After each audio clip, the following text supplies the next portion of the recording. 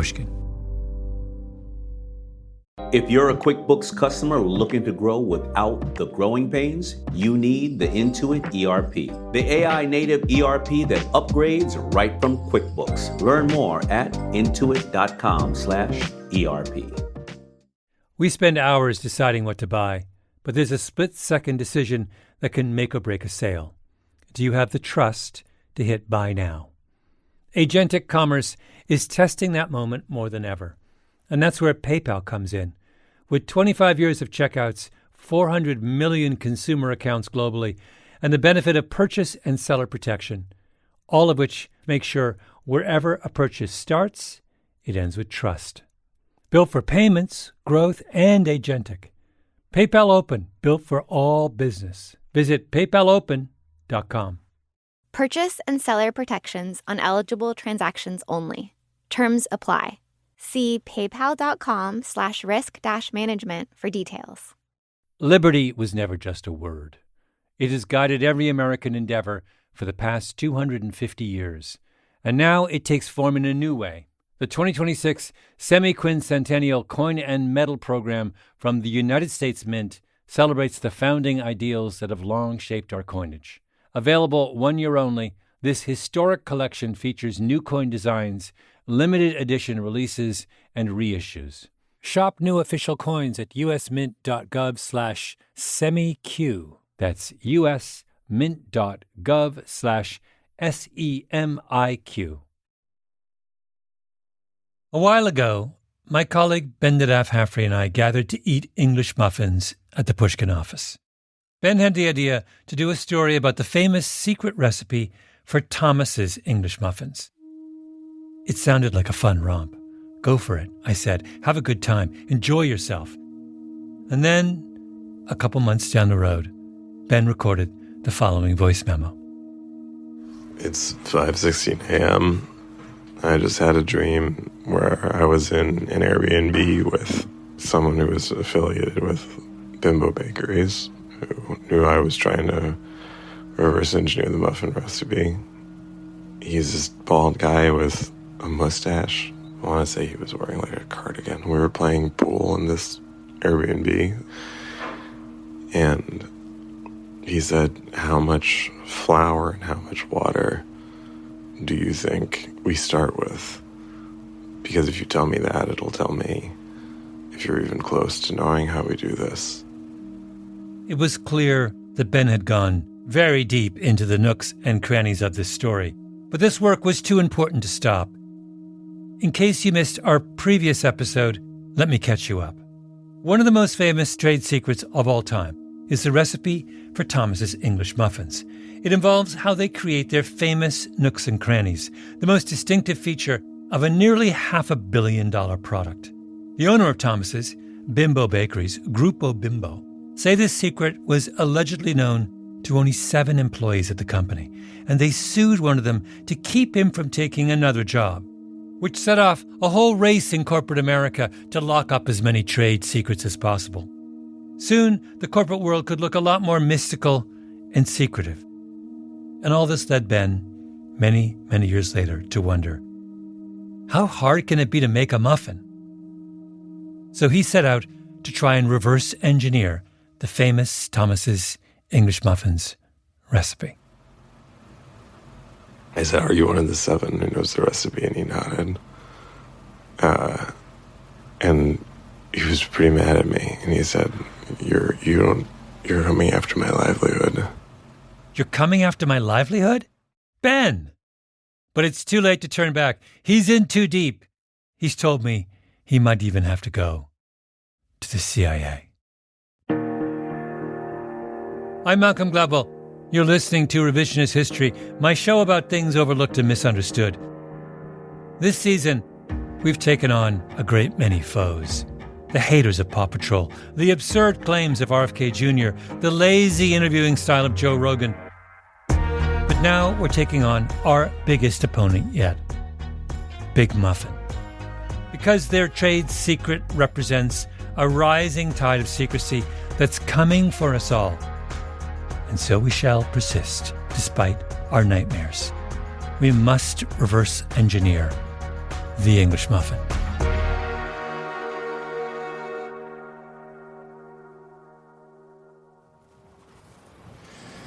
And here it is. The Muffin House. 337 West 20th Street. Built as a foundry circa 1850, Samuel Bath Thomas converted the ovens for his English muffin bakery in the early 20th century. I'm reading from a plaque in front of the house where the inventor of Thomas's English muffins once baked. It's in Chelsea, just a couple blocks from the offices of Pushkin Industries. 19 years ago, the owner of the first floor apartment was taking out a radiator. He lifted up some of the floorboards and discovered a door. It was the remnants of Samuel Bath Thomas's oven. I was hoping somebody could show it to me. I rang the doorbell. No answer. Clearly, Bimbo Bakeries had gotten here first. This was a recurring problem. I tried to hire some culinary researchers to help reverse engineer the trademark Nooks and Crannies recipe, but Bimbo was a client. After all, they are one of the largest baking conglomerates in the world. I rang a bunch of doorbells that no one answered. I sent a lot of emails that went unreturned. But a few brave bakers were willing to talk to me, at least about the Nooks and Crannies in general.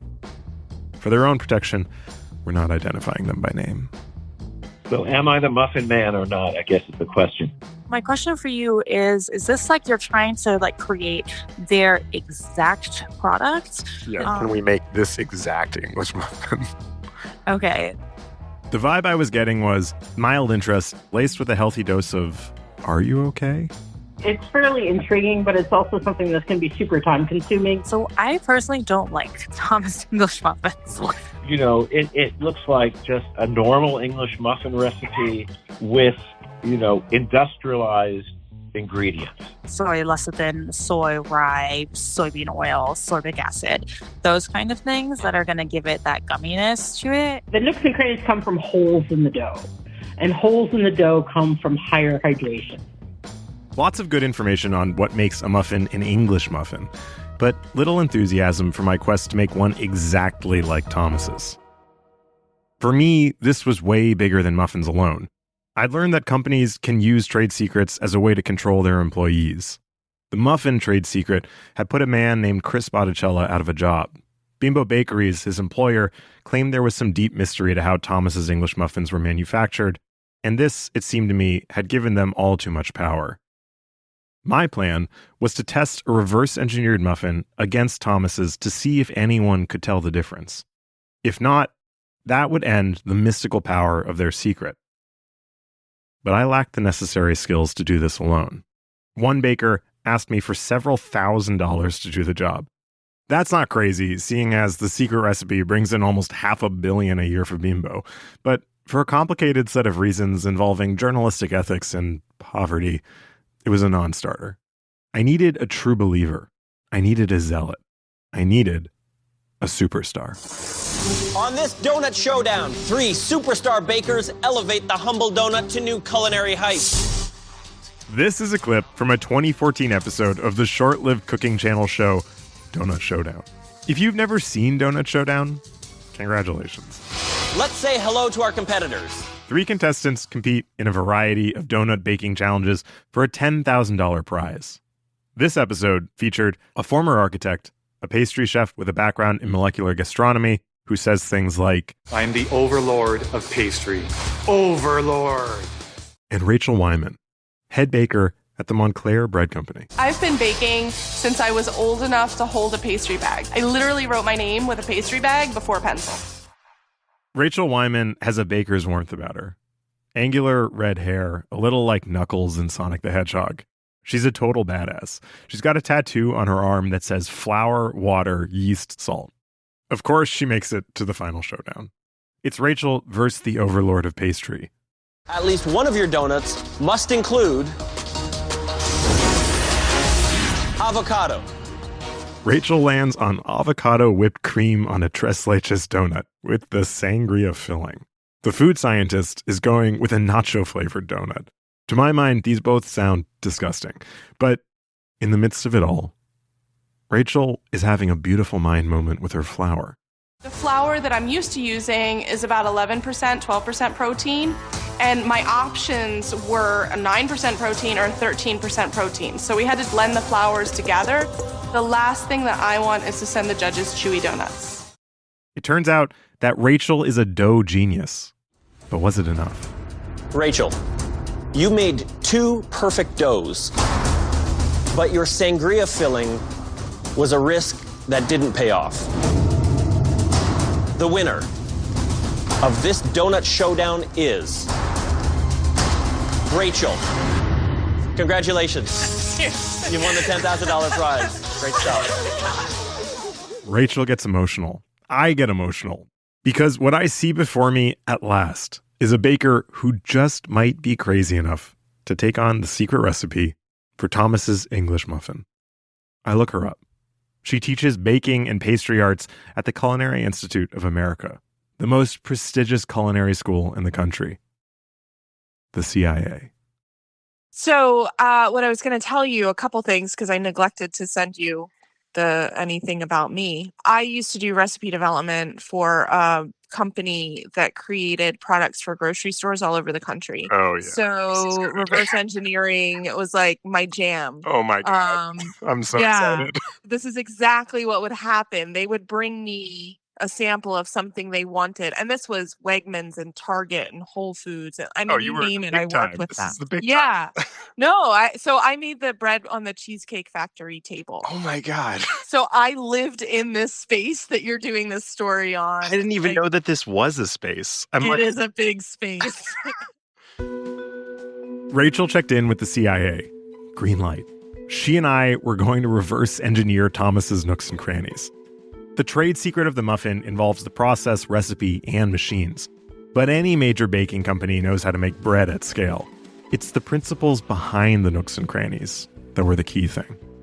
We began to have regular debriefing calls.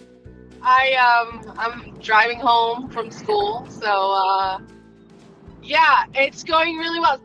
Rachel was all in. She even enlisted her students in the effort.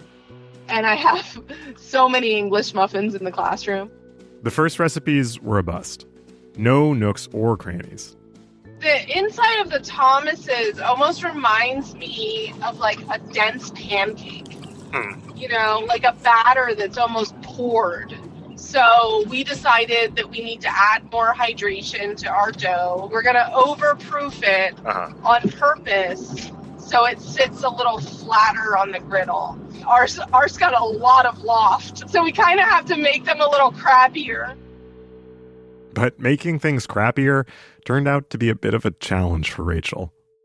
Like, the difficulty is that the Thomas's muffin is gray, and ours is not. So I think I can just get a lower quality flour and work with that. And also, I've been buttering the griddle, but like also we're using, Plus Gras, like 84% butterfat butter. It's like super yellow. So I think I'm just going to oil it. And then the students even pointed out there's no butter in the ingredient deck. So they're not using butter on any surface. So I'll just use the same oil. I'm very happy the students are keeping you honest. I know they are. They really are. I mean, the flavor yesterday was amazing, but not like Thomas's. They're like, Chef, you just need to make it taste worse. Rachel and her students kept tinkering for about a week. Every so often, she'd send me photos. Their muffins went from a flat surface on the interior to these big, uneven lunar craters. I was starting to think that maybe this really was a secret, uncrackable recipe. But then, Rachel sent me a photo of 2 muffins riddled with these small, deep, perfect nooks and crannies. Other than the color, I couldn't tell a difference between the class's nooks and crannies and Thomas's. It was time for me to come up to the CIA at Hyde Park to meet her in person, finalize the recipe, and then put it to a blind taste test to see if she'd actually pulled it off.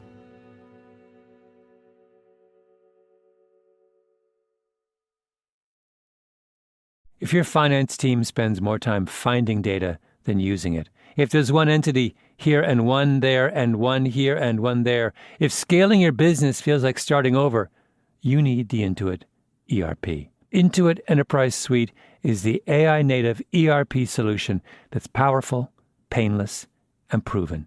Learn more at intuit.com/ERP. Liberty was never just a word. It has guided every American endeavor for the past 250 years. And now it takes form in a new way. The 2026 Semi-Quincentennial Coin and Medal Program from the United States Mint celebrates the founding ideals that have long shaped our coinage. Available 1 year only, this historic collection features new coin designs, limited edition releases, and reissues. Shop new official coins at usmint.gov/semiq. That's usmint.gov/SEMIQ. We spend hours researching products online and deciding what to buy, but there's a split-second decision that can make or break a sale. Do you have the trust to hit the Buy Now button? The way we discover and compare things is evolving, happening faster and influenced by new forms of intelligent advice. But the underlying trust question doesn't go away. If anything, it's more important than ever. That's where PayPal comes in. For more than 25 years, they've been a trusted way to pay. And now PayPal can make the agentic era of commerce work for merchants, letting them maintain control of their brand, their customer relationships, so even as the way we shop changes, the moment that matters most still feels familiar and deeply dependable. Built for payments, growth, and agentic. PayPal Open, built for all business. Visit paypalopen.com to get started. Purchase and seller protections on eligible transactions only. Terms apply. See paypal.com/risk-management for details.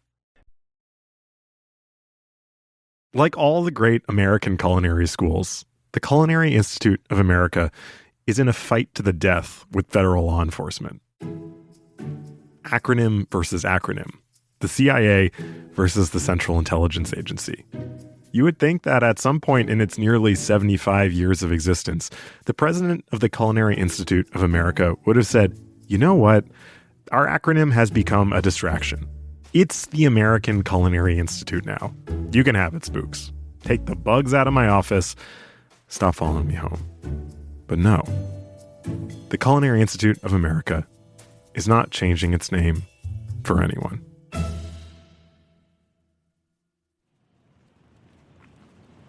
I took the train up in April.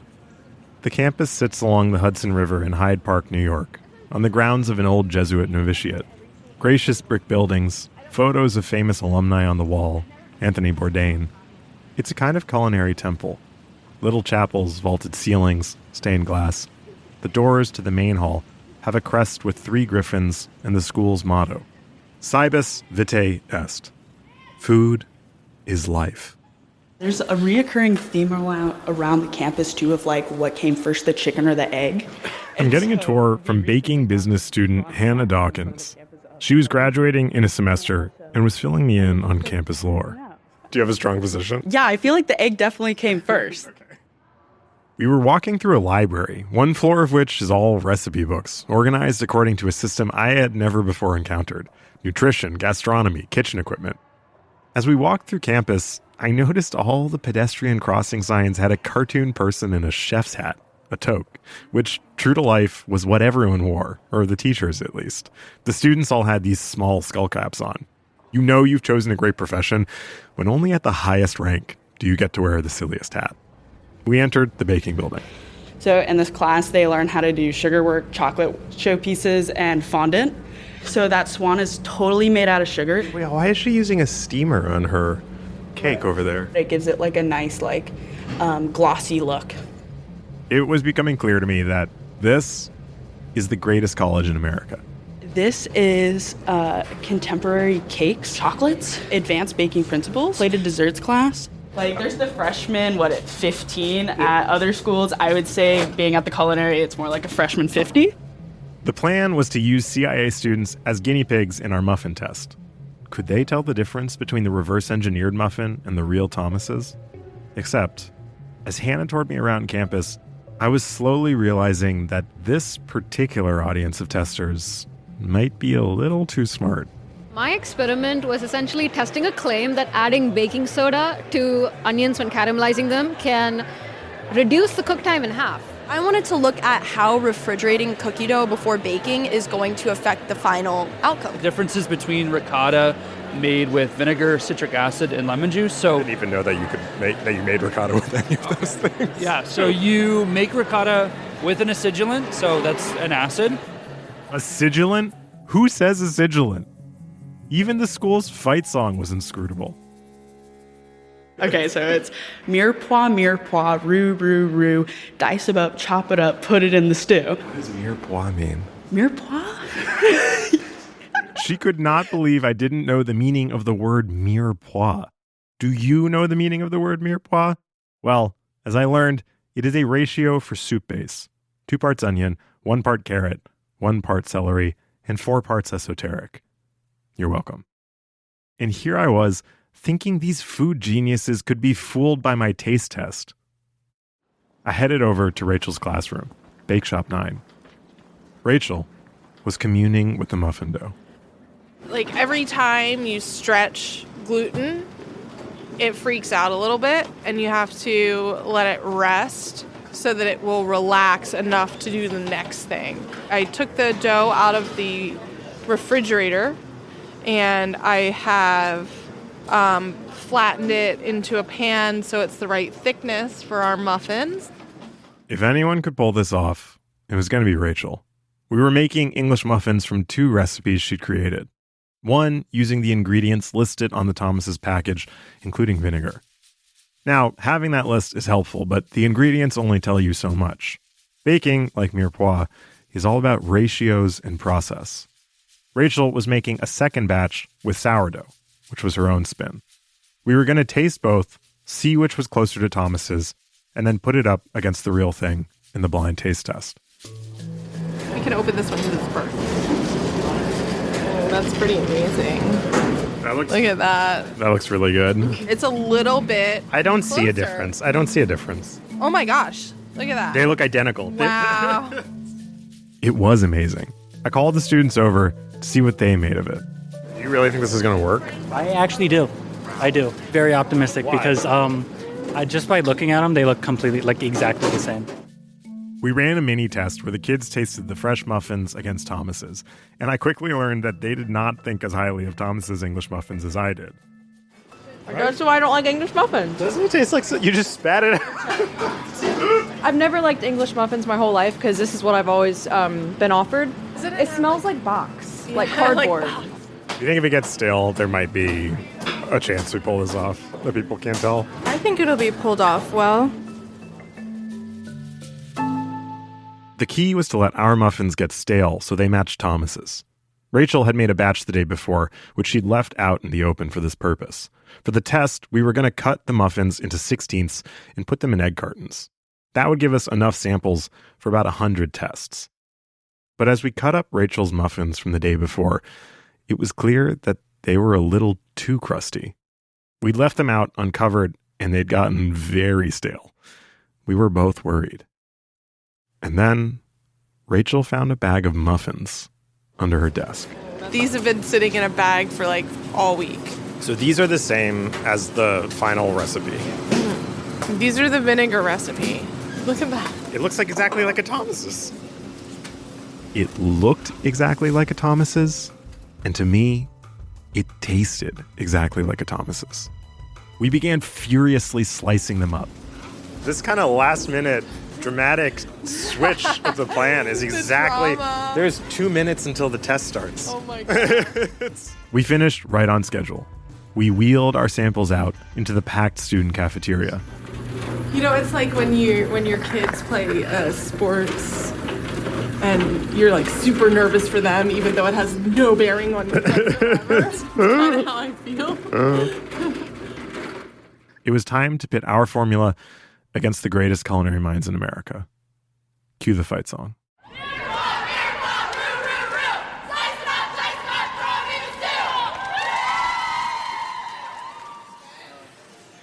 Hello, everybody. My goodness. At some point in your life, I hope you experience a moment so absurd, so profoundly unrecognizable, that you have an out-of-body experience.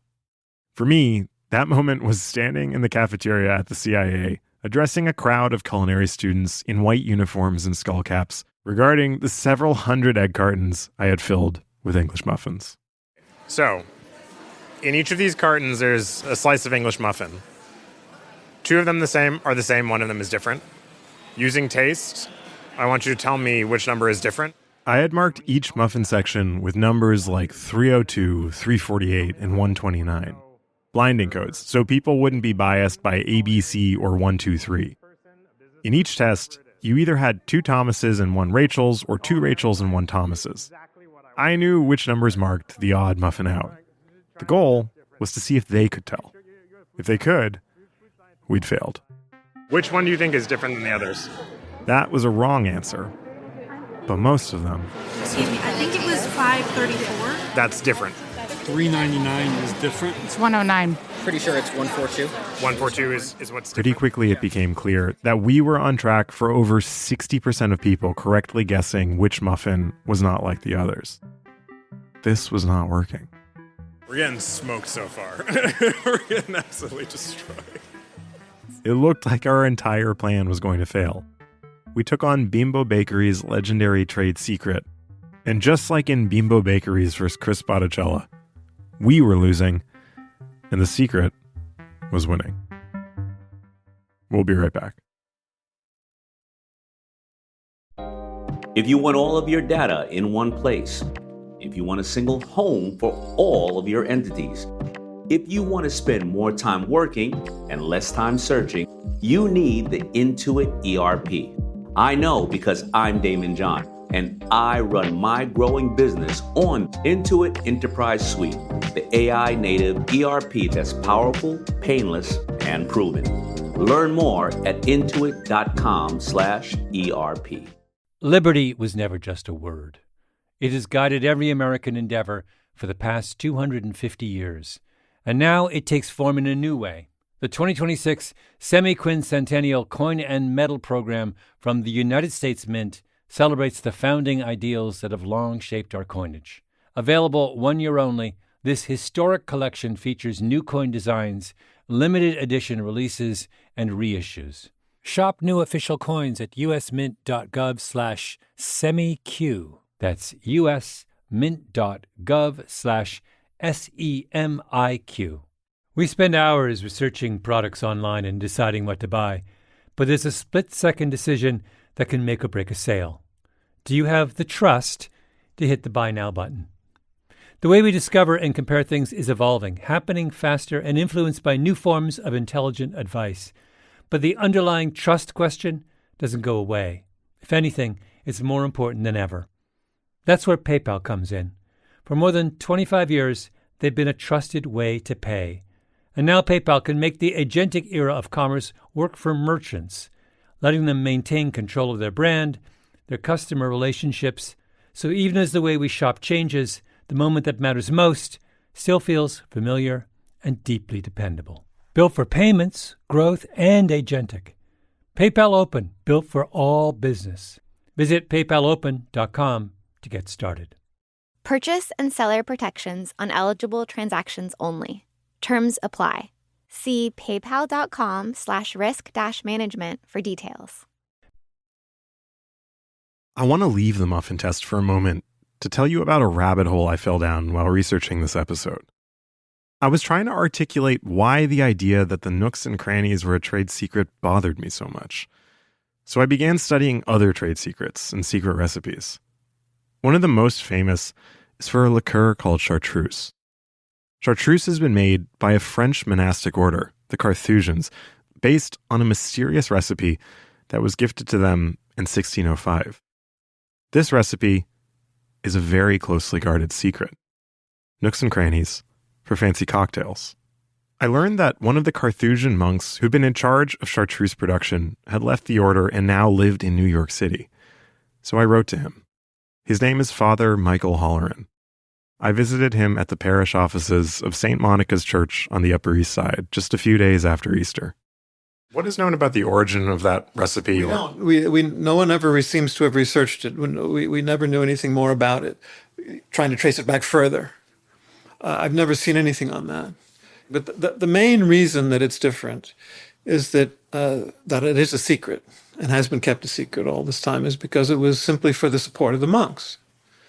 They were pure contemplatives. There was no sense of we want to become rich with this, we want to make a name for ourselves. No, all we want to do is support ourselves. So you don't have to worry about, outside support. We can support ourselves. And it had to be kept secret, so obviously, so people wouldn't steal the formula and make their own. Originally, chartreuse was a health elixir. People took it for all kinds of ailments: apoplexy, toothaches, palpitations, indigestion, fever. Eventually, the monks dropped the elixir claim and it just became a liqueur. But it still has this weird power.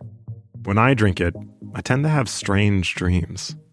It has a spicy, sweet complexity, and its color is this vivid, alluring green. There's a whole cabinet in Boiron of counterfeits, contrefaçons, of people who tried to steal it. But there have been efforts to, use the name or use something that duplicated the formula in some way, which of course is impossible because it's so complex, very complex. You can't just, set up a shop and make it. Father Michael told me he was the first American Carthusian ever. In the 1980s, he lived in France at the Grand Chartreuse Monastery in the unforgiving mountains of the French wilderness. The Carthusians are a famously silent order, and Father Michael was restless. So the monks put him in charge of chartreuse. It's not easy to make. There are 130 herbs that are treated in a number of different ways. The recipe is kept on sheets and sheets of old paper that now Father Michael had access to. But eventually, when he left the Carthusian order and came back to the United States with that recipe in his mind, the monks just let him walk away. I'm curious if you could tell me about the process of leaving the Carthusian order and whether there was any sort of effort to make sure that you never share the recipe, or how it was conveyed to you that you should not spread this. Absolutely nothing. Nobody ever told me not to. Nobody ever expressed fear that I might. Nobody ever threatened me that I shouldn't do it. They simply trusted that I wouldn't, and of course I wouldn't. Yeah. Because I was dedicated to them and to the order. The other thing is that it's too complicated to make anyway. As I said from the beginning, I could never really do it. Nor have I been kidnapped. A lot of people know that I know the recipe. The formula for chartreuse really is worth money. It's kept the Carthusians afloat for centuries. But when Father Michael left, they didn't threaten, punish, or sue him, or tell him not to join another order. Because the secret was a bond between them, not a tool for control. It's a mysterious formula, but it's the service of an even greater mystery, which is the monastic life, and people finding community together, in silence and solitude, to find union with God. So it's at the service of a real mystery that's even greater than the formula for chartreuse. Is there in your mind a hierarchy between a secret and a mystery? And how would you illustrate the difference, if there is one? Well, mystery, I think, I haven't thought of it, but I think the mystery is a broader concept. You speak about the mystery of God, the mystery of life, not just like a mystery that you would read, a detective mystery. Mystery is not something that's that you don't know, but something that's unknowable in rational terms. And a secret can be known. Someone could. Yeah, and a secret is just can be something trivial. But a mystery, in its original sense, it's just something that's very deep and wonderful. It can never be conceptualized, but has to be lived. I realized that that's what bothered me about the idea that the nooks and crannies were some legendary trade secret. Not just that an English muffin is mostly flour and water, while chartreuse has 130 ingredients, but that Thomas's English muffins have all the mystification of a monastic order and none of the mystery. It debases mystery and puts it in the service of corporate control. Maybe that all sounds like a stretch to you, but it turned out Father Michael was closer to my story than even I had realized. I told him about our reverse engineering project at the Culinary Institute of America, and he said, Where I used to live. Oh, really? Well, it was before it became the CIA. It was a Jesuit novitiate. He used to live on the grounds of the Institute. You used to live there? Yeah, we closed it. We were the last class there. We closed it in 1969. I lived there for 2 years. And we closed it as the Jesuit novitiate in 1969, and that's when the CIA took it over. That's where I first tasted the mystical life, the life of union with God, and I didn't realize, wow, this exists. We weren't taught that in grammar school or even in high school. Did you catch that? Where I first tasted the mystical life.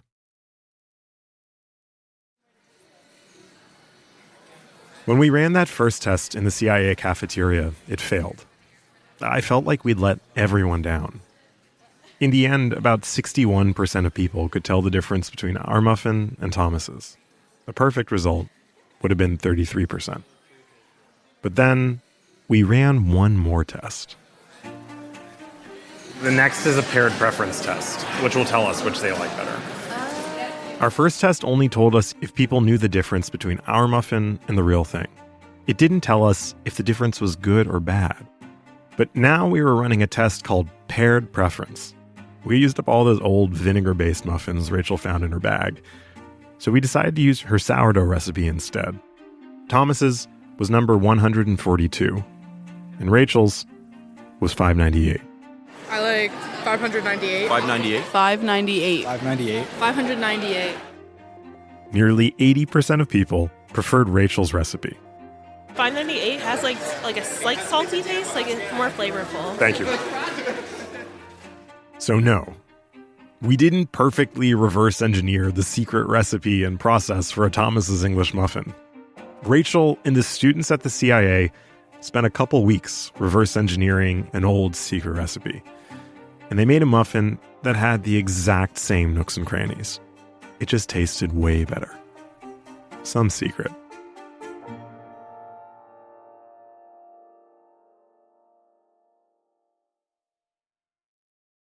When I started working on this story, I reached out to the defendant in the case, Chris Botticella, the baking executive Bimbo accused of trying to take the secret muffin recipe to a competitor. In all the many pieces I'd read on the case, I'd never seen a quote from him. For a long time, I couldn't reach him. Then, a few weeks after I got back from the CIA, just as I was about to put this story to bed, I finally heard from him. After a few letters and emails, Chris and I spoke on the phone. I'm Italian. You can obviously, hear from my accent. He told me how he'd gotten into baking, working as a kid at the same baking company his parents did when they immigrated from Italy. After we'd gone over some details of the case, I asked him how he felt about baking now. I love baking, so the answer is to you is, yeah, I still love baking. I just don't like what happened. And yeah, I love baking. Why do you love it? Well, because, I think I am one of the best bakers around. And in your vein, it's not only the blood, but it's flour. I love it.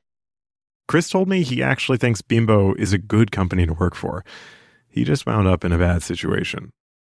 Towards the end of our conversation, I asked him how he felt about that secret recipe at the center of the case. I was expecting he'd be reverent about the nooks and crannies, like Father Michael with the formula for chartreuse.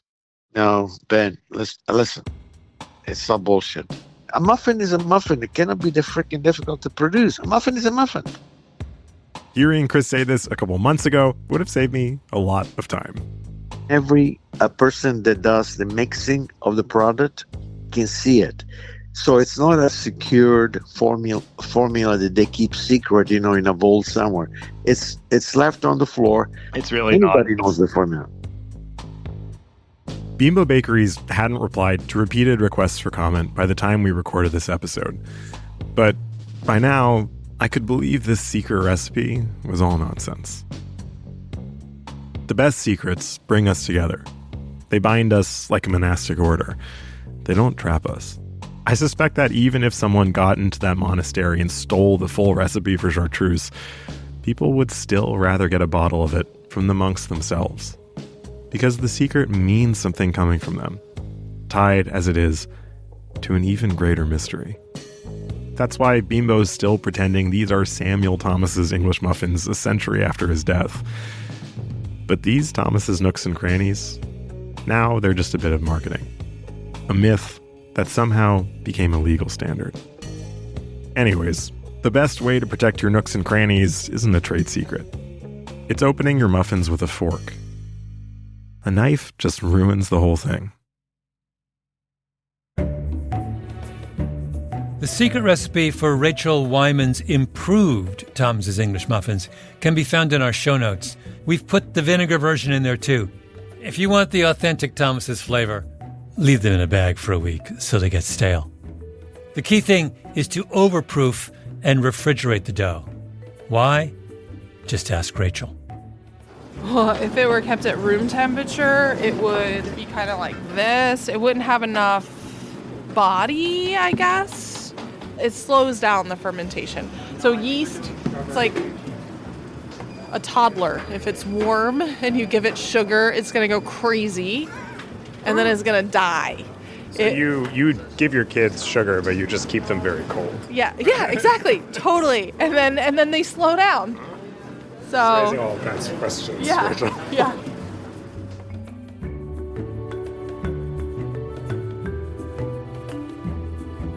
Revisionist History is produced by Ben Nadaf Haffrey with Lucy Sullivan and Nina Bird Lawrence. This episode was edited by Julia Barton, fact-checking by Kate Furby. Original scoring by Luis Guerra, mixing and mastering on this episode by Echo Mountain. Our executive producer is Jacob Smith. Production support from Sarah Bruguer and Luc Lamond. At Pushkin, thanks to Karen Shakurji, Jake Flanagan, Greta Cohn, Sarah Nix, Eric Sandler, Amy Hagedorn, Kira Posey, Morgan Ratner, and Jordan McMillan. Special thanks to Chelsea Burgess, Jonathan Frischtick, Susan Reed, William Woys Weaver, Corey Theodore at the Anti-Conquest Baking Company, Becky Cooper for introducing me to chartreuse, Julia Conrad, Robin Dando, and Jonathan A. Zierfoss for helping us with our triangle test methodology, and all the students at the CIA. Happy graduation. I'm Ben Nadaf Haffrey.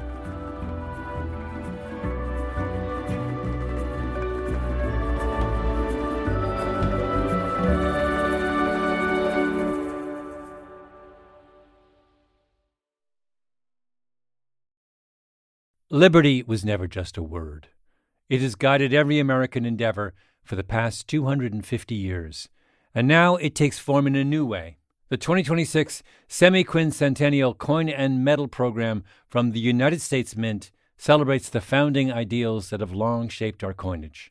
Available 1 year only, this historic collection features new coin designs, limited edition releases, and reissues.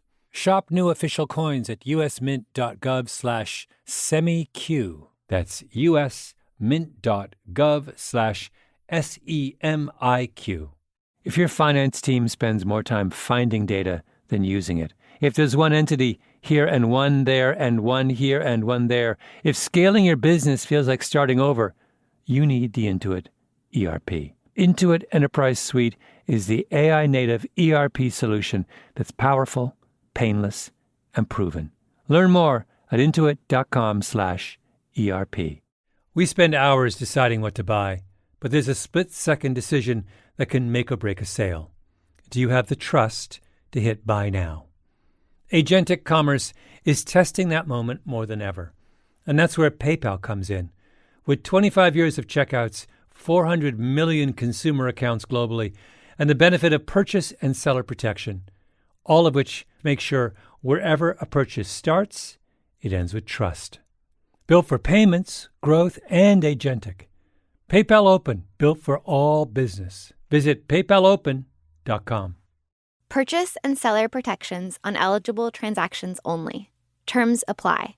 See paypal.com/risk-management for details.